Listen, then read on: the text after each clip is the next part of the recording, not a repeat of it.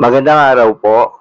Narito na po ang magiging lagay ng panahon ngayong araw ng Sabado, July 27, 2024. At latest update sa low pressure area na ating binabantayan na nasa loob ng Philippine Area of Responsibility.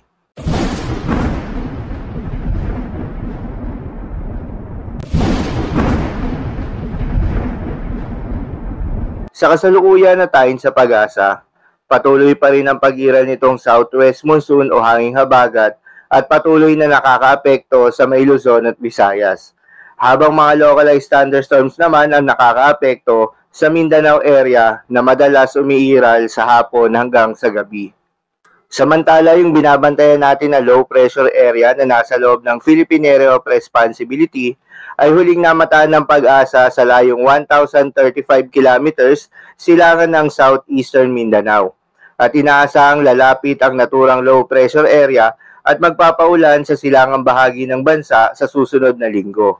Samantala, ayon naman sa pag-asa ay mababa ang tsansa nito na maging isang ganap na bagyo sa susunod na 24 oras. Ngunit hindi pa rin inaalis ang posibilidad na maging bagyo ito sa susunod na linggo. Ayon naman sa Japan Meteorological Agency, ang nasabing low pressure area ay may posibilidad na maging isang bagyo sa susunod na 48 hours. Samantala, ayon naman sa Joint Typhoon Warning Center, medium na ang tsansa nito na maging isang bagyo sa susunod na 24 oras. Paalala lamang po na mga nasabing forecast ay posible pang magbago, kaya naman patuloy lamang magantabay sa mga update na ating ilalabas at ng pag-asa. Para naman sa ating long-range forecast at ipinapakita ng forecast model na ating ginagamit, may namamataan pa rin na sama ng panahon na posibleng mabuo sa may silangang parte ng ating bansa sa mga susunod na araw. Kaya naman natin pa rin babantayan na magiging development nito kung matutuloy o hindi.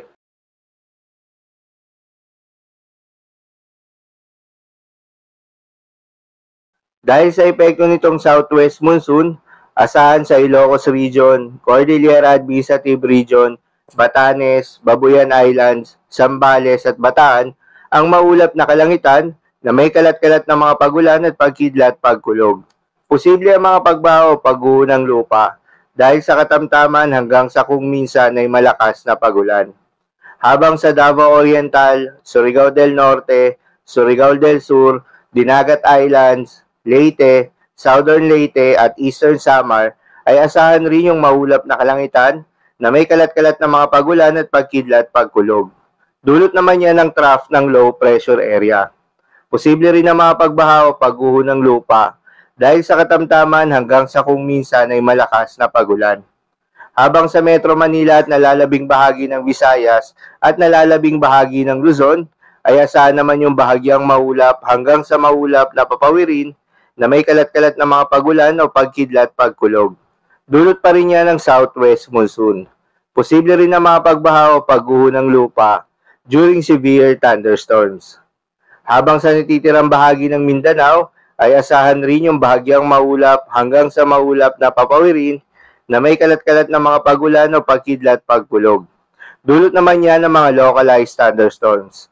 Posible rin na mga pagbaha o pagguho ng lupa during severe thunderstorms. Pinag-iingat pa rin po yung mga kababayan natin sa mga posibleng banta ng pagbaha o pagguho ng lupa, lalong-lalo na sa mga lugar na inuulan na noong mga nakaraang araw pa.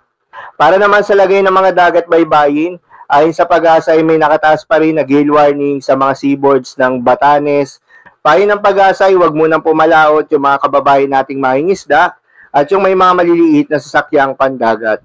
Dahil posible pa rin ang maalon hanggang sa napakaalon na karagatan dulot ng southwest monsoon.